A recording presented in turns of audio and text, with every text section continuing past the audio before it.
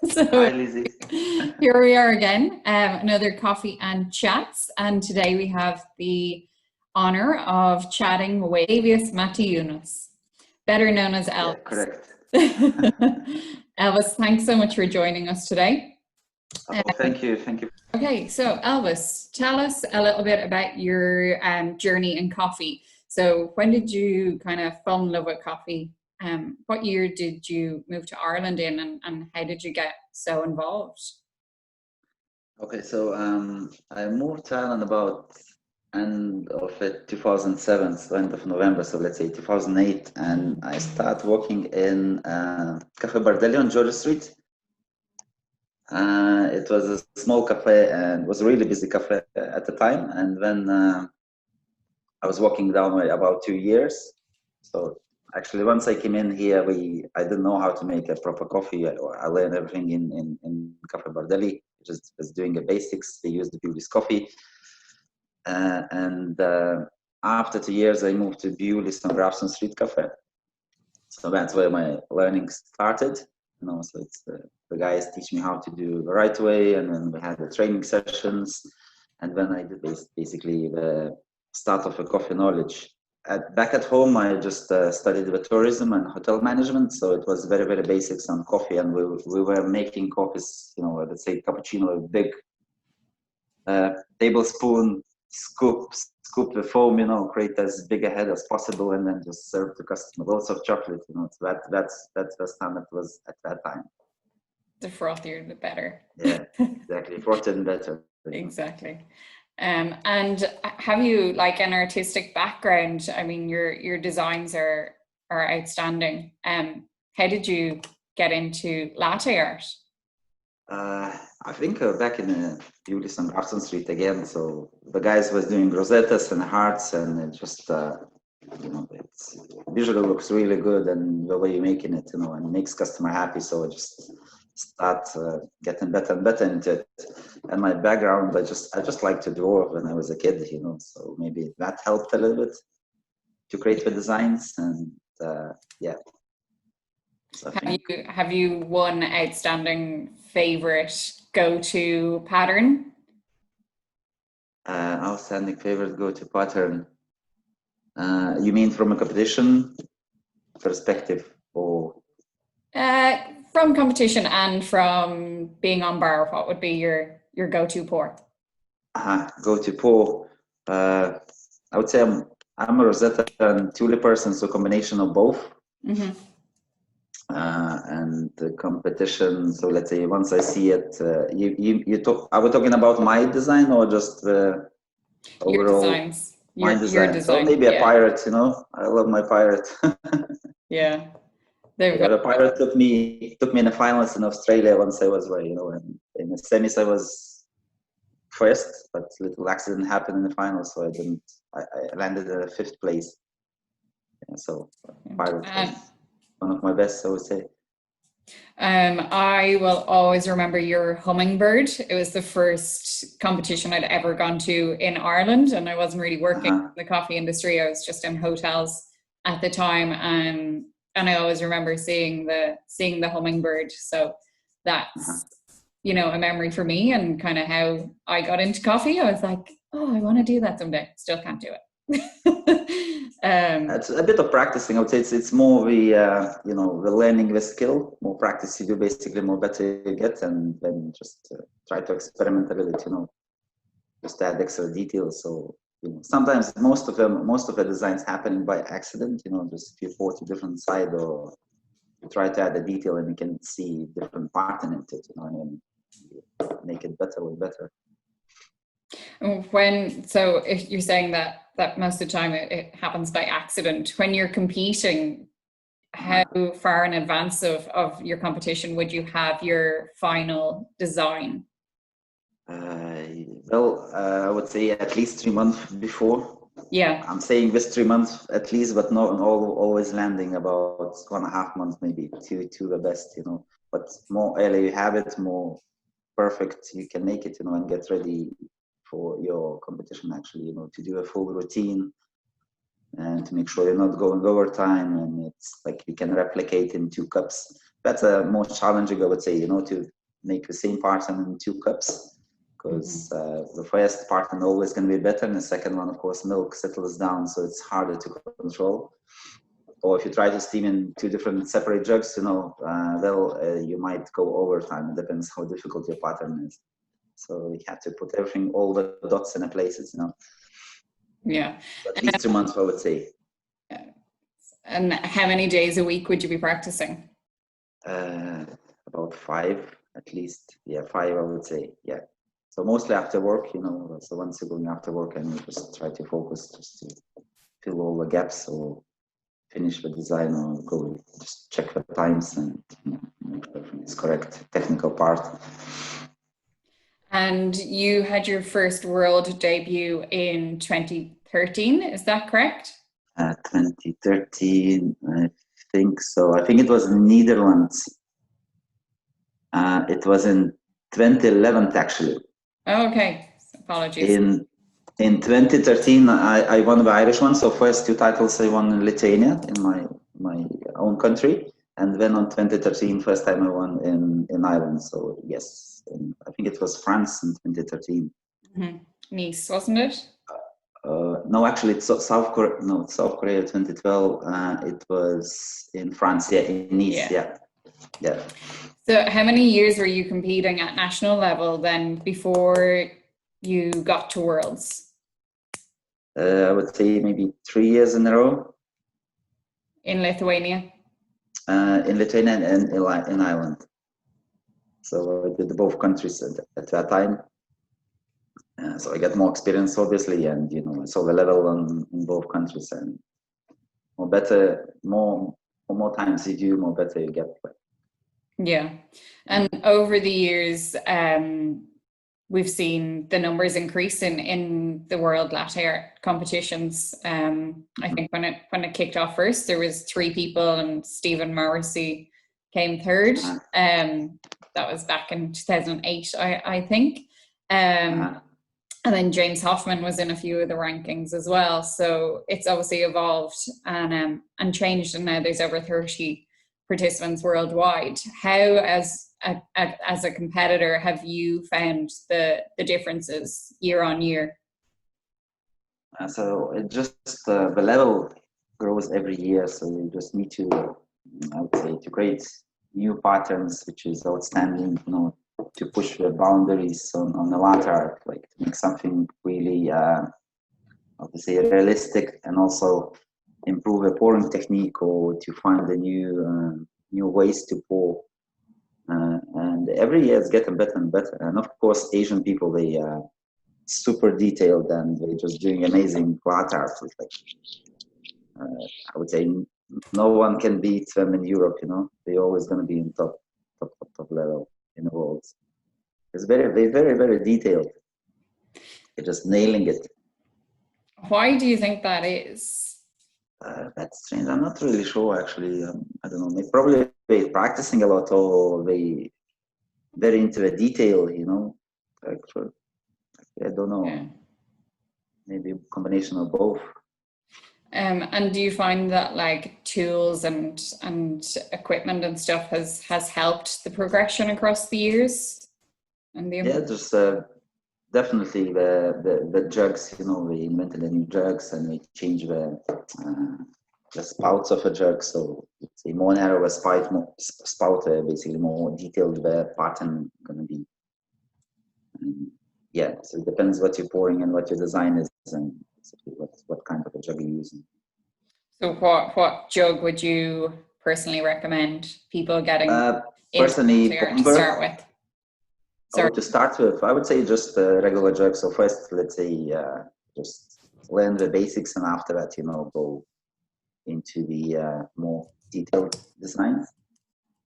And let's say once you want more details, basically you need more narrow spout. So I would say I'm using a Bomber. Okay. I have a Bomber brand, and they have quite narrow spouts, and makes really nice rosettas, tiny ones. Yeah. Chibi little jug, we have a huge selection. I would say maybe 5 different spouts, and to 4 different designs, and it does different things for latte art. And in terms of milk, what is the easiest milk to start with, or do you find there's a difference in the I'm milk? always gonna say full fat. Always gonna go for full fat milk, and it holds the crema better. It creates nicer, smaller micro bubbles, and it's easier to control for me. Yeah. I would say all of you guys agree with that. So do you prefer the Irish milk or the Lithuanian milk? I would say Irish is better. Tastes better and steams better because we're using pasteurized milk. Yeah. Brilliant. So it's slightly bit different. And when you go to world competitions, do you bring your own milk with you, or do you use No, actually, you have to use the provided milk of the sponsors. Okay. So it was another little, I would say, little tricky thing, because you don't know how your milk will perform on the worlds, because you're training on one milk here, and once you go in, let's say, in Asia, it's completely different milk. Sometimes helps, sometimes it's basically you need to add more air, and it's very tricky. If you add more air, automatically your foam then gets too foamy, too dry, and it will affect the design. If you go too flat, it's just gonna destroy the design as well. So it's the tricky part, with the milk. But of course, we have some practicing time at the backstage, so yeah, so you can tweak on it. So how much practice time would you have beforehand? Would it be a couple of hours, or do you kind of rent out an area a couple of days before the competition when you arrive in the country, or what's your routine when you go to Worlds? Normally, before the World Championships, we're announcing what cafes want to help, and some cafes inviting competitors to train in their places, So that's the way they're promoting themselves, and they basically pretty much have the same milk and giving the equipment to train on it, So you have to be fast to book it, because the place is disappearing very quickly, and then you have training at the backstage. So I think, can't remember now, it's about half an hour before each round, so you can basically practice down the way, and play. The best if you're going to different cafe, and you're just trying the milk, and the way it works. And aside from latte art and representing Ireland and Lithuania on world stages for latte art, you've also represented Ireland in cup tasters. So how did you find that competition compared to the latte art competitions? Oh, I love cupping. I love the flavors in the coffee, and to identify difference in between, it's completely different. Latte art is more creativity, and I would say just to nail these patterns, just more practice, you more better get. And cupping as well, practicing, but it's sensory, so it's a bit harder, and you don't know what to expect in the worlds, what kind of coffees you're gonna have, and how difficult they are, and it's a bit tricky. So 2015 it was in Gothenburg. I rushed a little bit, I would say, and I was too confident, and of course nervous as well, and just did very fast and didn't go through. So I took the 16th place that year. Great, brilliant. It's an amazing experience. And we all kind of consider ourselves part of a big coffee family, but you have a very small coffee family as well as being part of the bigger one. So you're a house full of champions. How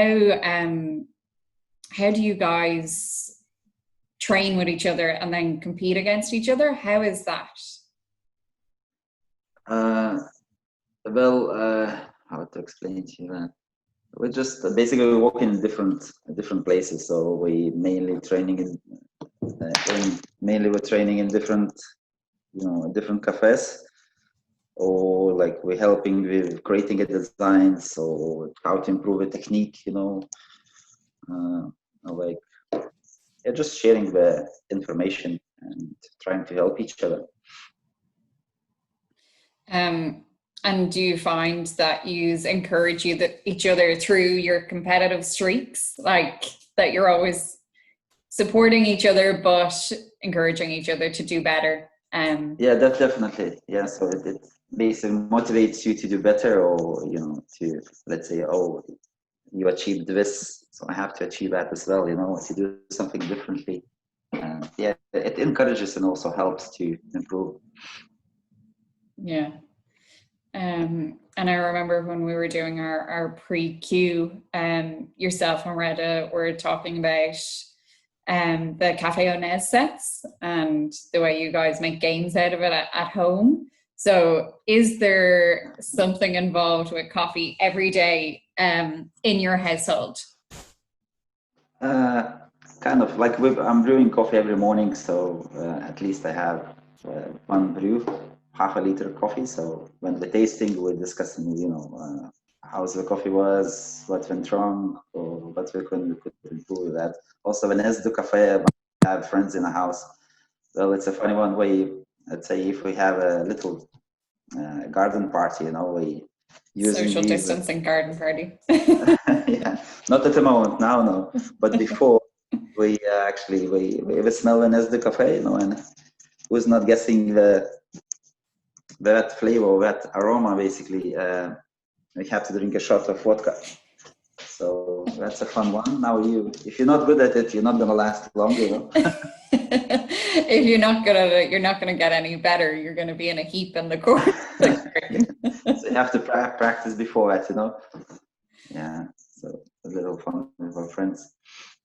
That's brilliant. Brilliant. Okay. I think Julie has some further questions for you. I have a million of them. Go. Elvis, I'm going to follow on just a couple. As Lizzie was talking to you there were so many times that I wanted to jump in, but I have a few questions on some of the things that she was asking you about as well. And one of them is, I suppose I make an all right coffee. I don't make a lot of coffee these days, but when I do hop on bar, our baristas tend to laugh at me and my skills.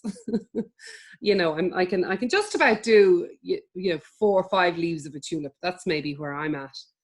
And I remember years ago working with Renata, who is a great latte artist as well in the Irish scene. But we were live streaming the Latte Art Championships.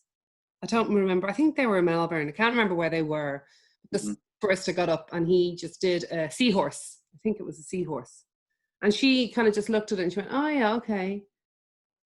And she just dived in and made a really good representation of that seahorse. And I was blown away because I think I'd be practicing for a year to get something even resembling that. How long does it take you to look at another's design, somebody else's design, and to come up with the with something else? Can you make a fairly good stab at it, just looking at it and trying it there and then? Yeah, just attention to details. The position where you start pouring it, and how many details you're putting into it, and to make sure you're not overfilling the cup. Yes, but can you look at, say, if somebody stood beside you and did a baboon, could you stand beside them and then pour a baboon as well? Could you? Yeah, I can try. Probably it's not going to be the perfect, but it's, if this person can do, so nothing is impossible. Of course, you can do that as well. Just I think that's an amazing skill. I think hats off. That's an amazing skill. And I was once talking to a cafe owner and he was looking to hire a certain barista. And I know this is one of the points on the score sheets that, there has to be harmony in the cup and all. But he was looking to hire a particular barista and he said, I can't hire her. She's brilliant at latte art, but she just keeps doing big fat gypsy weddings in the cup. So less is more sometimes as well, isn't it? Sometimes, yeah. So you need to balance. Competition level, you have to fly and you have to flare. But when you are behind bar, say in a cafe, the odd time you might really go for it and try and impress. But do you do what you serve when you're behind bar? What do you tend to serve? What kind of latte art? So it depends how busy you are. So if you're busy, you just stick to rosettas, I would say, or hearts, there's no time because you have a big queue at the back, especially now when I'm walking in a container, like there's always a queue and I'm trying to, to serve it fast.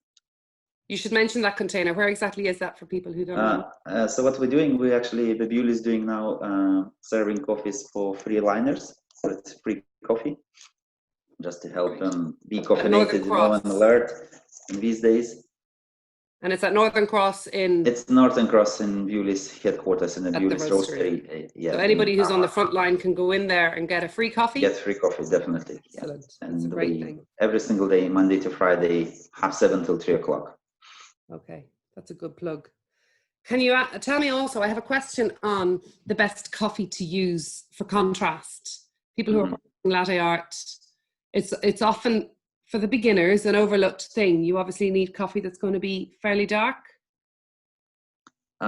For contrast, yes, it's, let's say, medium roast would be good, or a bit darker. Now, if your coffee is too dark, automatically you're gonna have too much oils, so oils blocking the milk, so it's not good as well. So They'll I would go say lumpy and medium would be the coagulate. best.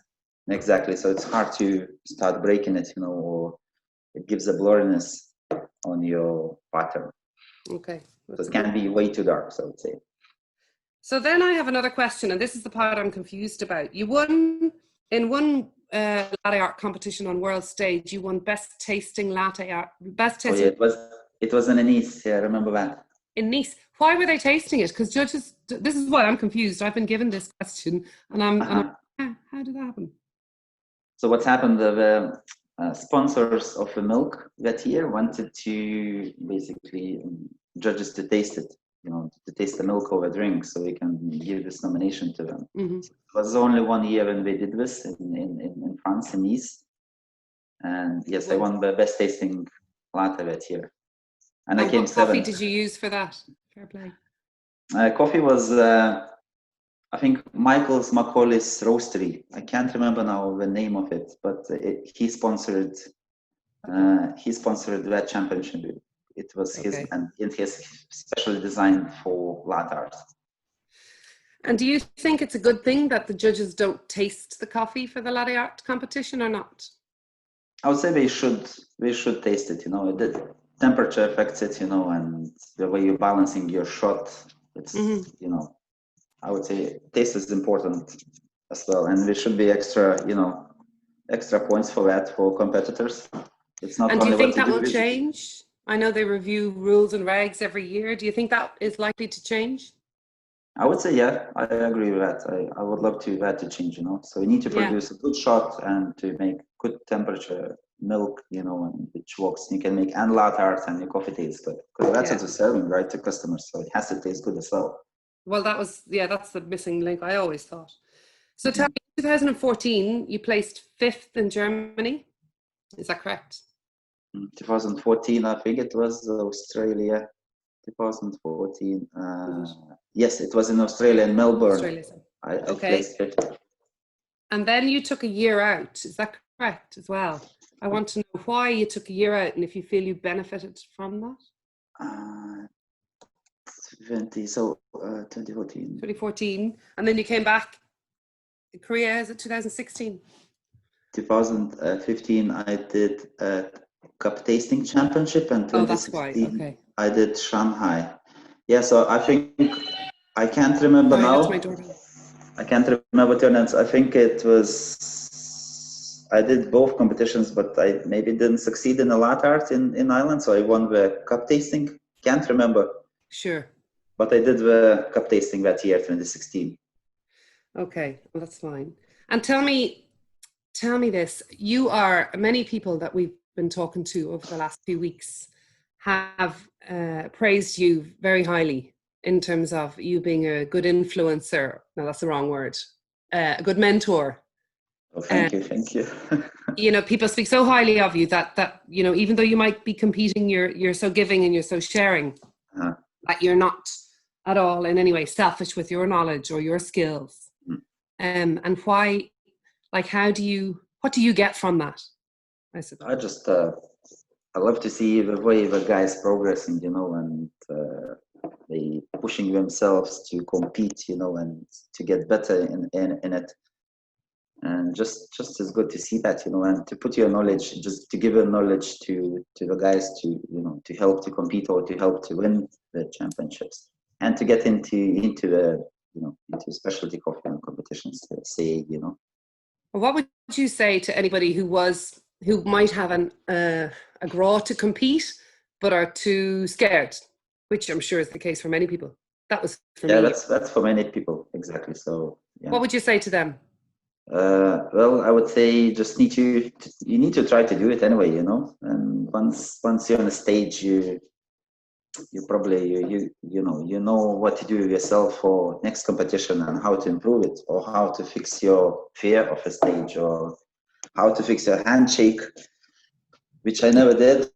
I still, every time I compete, I have a tiny handshake anyway. Sometimes they're huge, so it depends. And Yeah, I know it's always difficult. And so for many competitors, and it's important to say this, for many people who have won nationals or worlds, they didn't necessarily win their very first competition that they entered. For many people, it was like 3 and 4 times before they win their own nationals. And that's something that I think a lot of competitors should know. You know, that's exactly.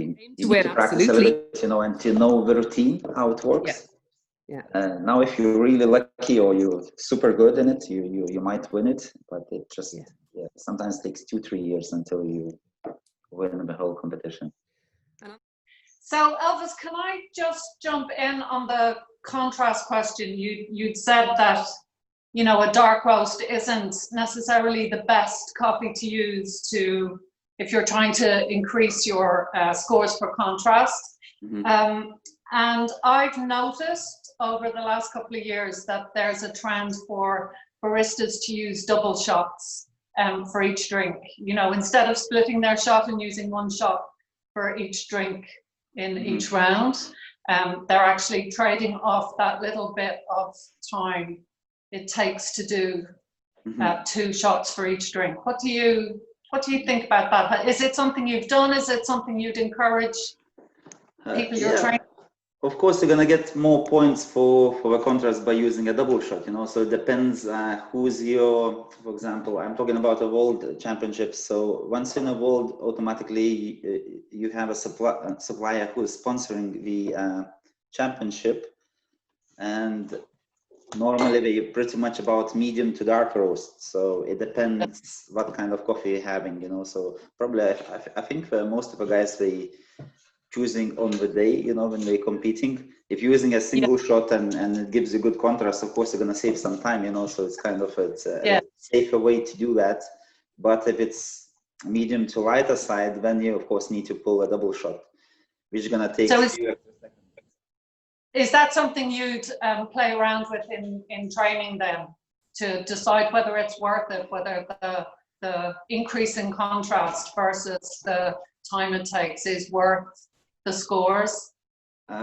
Sure, definitely. So you need to have both, you know, you have to be ready for both. But if your design is very complicated and hard to achieve, in this case, then, you know, you're making a decision on the training day. So most of the times I use the single shot because you're trying to put more details into it, you know, and allow time for. Exactly, yeah. So just sometimes it might be too late, you know, to, let's say, we're gonna take too much time in competition. Yeah. So you have to be ready. And I had another question about in the category where you get points for creativity. One of the questions that we as judges ask is, are there any new techniques in there that you haven't seen before? Tell me about that. Have you seen any, new techniques have you noticed over the last few years that or have you created any new techniques over the last few years? I didn't create new techniques, no, but I presume the dotting is the newest thing, you know, when we're pouring from high distance and creating a dots, exactly. That's a new thing. And also just dragging a lines with foam as well. So that's kind of 2 new techniques, and just basically using the jug kind of like a brush, you know, with just painting on the top of a coffee crema. So that's a new technique, and most of the winners using it, you know, most of the national champions using it. Yeah. And you also, Julie mentioned that some of the people we've already interviewed have spoken very highly of you and described you as a mentor. How about you? Who's your mentor? Do you have any? My mentor is Maria Cassidy. She's always was, she always was basically fixing my routines, helping with speech, helping with designs, judging me, creating this atmosphere as on competition. And also my wife Reda, she was nearly every single time down there when we were trained. So she was kicking my arse, and try to, it's hard to see when you're on your own, to see your mistakes. So once another person is next to you, like it's easier to see or to help with technique or to achieve that pattern, So the Maria and Reda is my mentors and help me a lot. So I'm going to ask you some quick fire questions, and these are literally say the first thing that comes to your head, and there are 10 of them. So the first question is, if not coffee, what would your dream job be? My dream job would be probably my dream job. Maybe I would work with animals. I don't know, dog trainer probably. Might say that. Okay, next one is, we're talking about coffee origins here. Marry, snog, and avoid. So I guess it's your favorite, your okay, and your would never drink.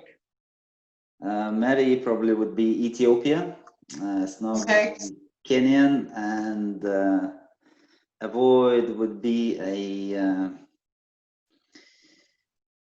Vietnam probably. Okay. Guilty pleasure?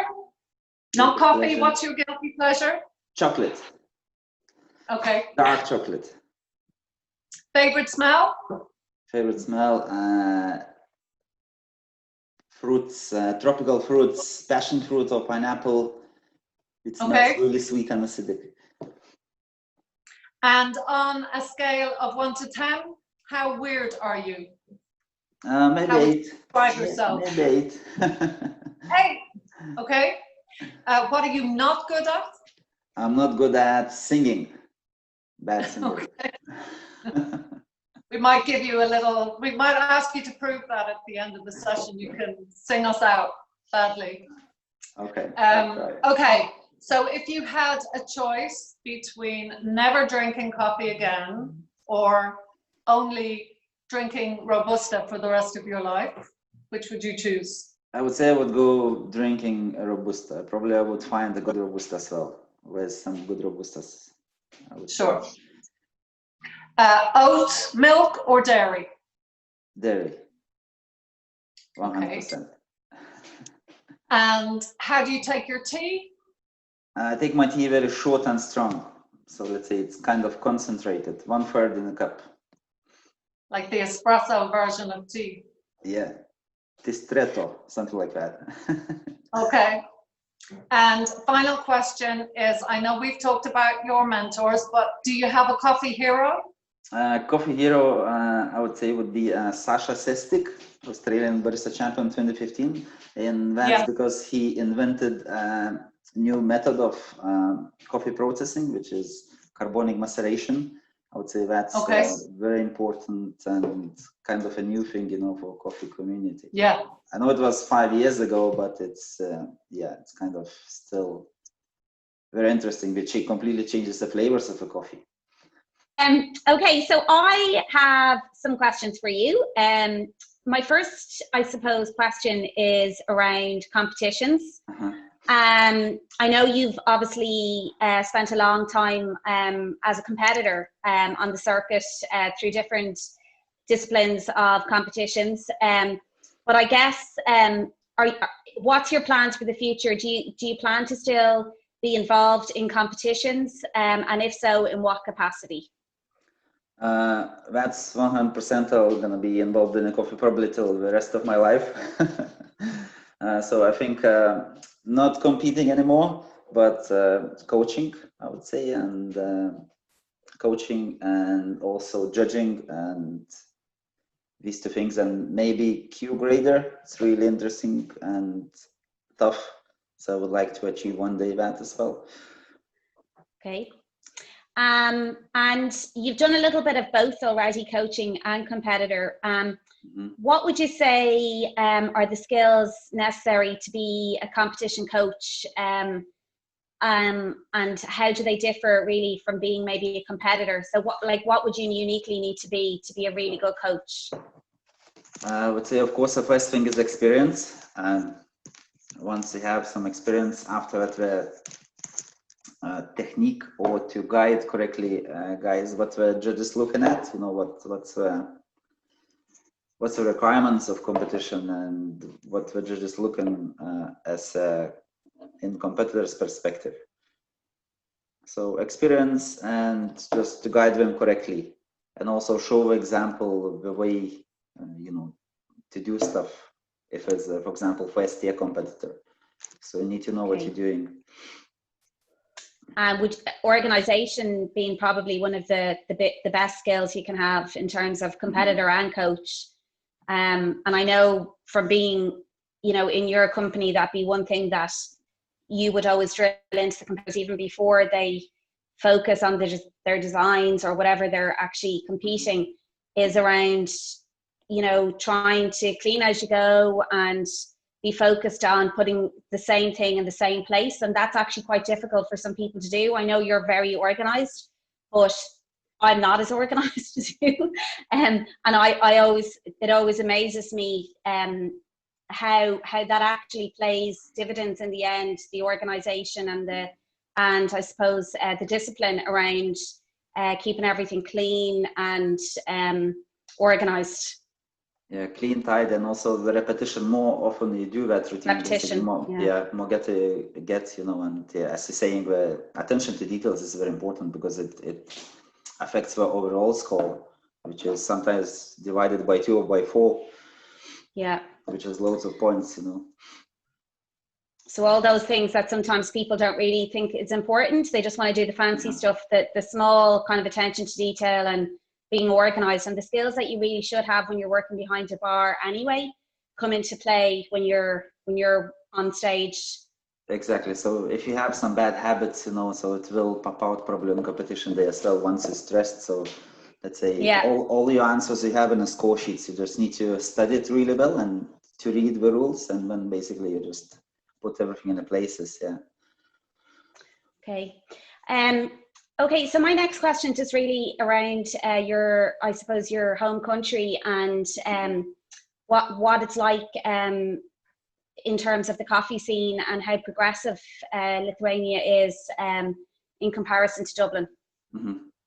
Well, Lithuania, it's a little bit smaller country, so a little bit less population actually, but the coffee scene is quite big, especially in 2 top cities in Lithuania, which is Vilnius and Kaunas. So Vilnius is capital with loads of specialty coffee shops, and actually there was loads of new companies opening, like specialty coffee shops opening, and people being educated, and we have national championships where actually we're hosting the same pretty much as here, and we're educating people, and people can see actually competitions, can taste the coffees, and we're just making a show.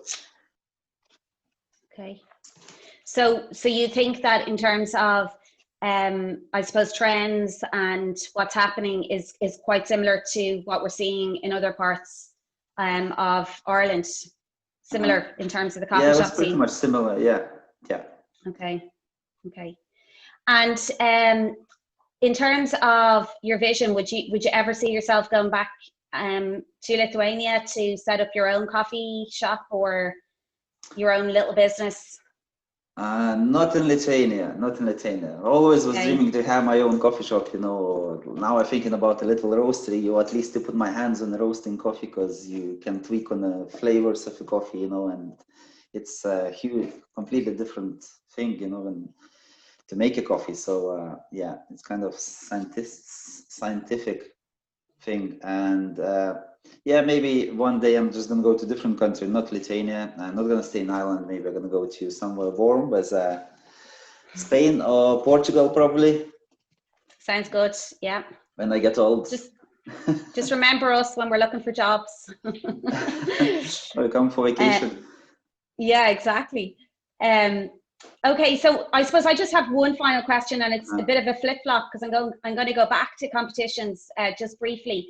But I suppose just to look at the score sheet and the latte art competition itself. I know I'm focusing on latte art, but I know that's where your main passion and skill is around coaching and competing. Is there anything you'd change about the score sheet if you could, or anything that you feel is maybe a little bit outdated or you don't think is relevant?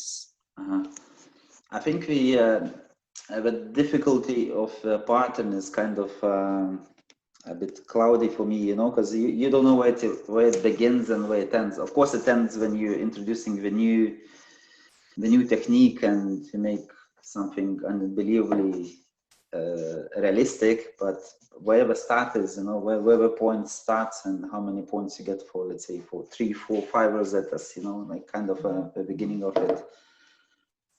I would say I would change that a little bit. Okay, so just for people that maybe aren't familiar, so that's the part of the score sheet where it says the complexity of the design, how difficult it was. You're saying that you're thinking that that's a bit too of an obtuse question, and there's a little bit of area there. Gray area, yeah, a little bit. Gray area, okay. And as the competition, I suppose, progresses through the years as well, it's kind of hard to find a design that someone else hasn't done either, in terms of coming up with something that's creative and hasn't been done before, because I think a lot of the new designs are not new anymore. Yeah, exactly. And like the competitors at this stage, they are super good, especially Asian people, you know, when you look at their designs or when you look at the social media, it's just crazy what they do, you know. Yeah, and it's very much like a work of art. Exactly. So it's really hard to come up with a new idea. Okay. It's kind of, yeah, it's tough. So that's something you'd probably maybe look at, that part of the score sheet, and see. As well, yeah. Yeah. Okay. Elvis, it's been an absolute pleasure. Thanks for taking the time to talk to us. And as I say every week, really looking forward to seeing everybody in real life again. Thank you very much, Trish. It was an absolute pleasure. Good to see you all. Yes. Bye. And, hopefully soon we're going to see each other. Yeah. Absolutely. Yeah. Absolutely. Thanks, Elvis. Okay. Thanks a million for taking the time. Bye. Okay. Thanks a lot. Take care. Bye-bye. Talk to you later, guys. Bye. Bye. Bye-bye.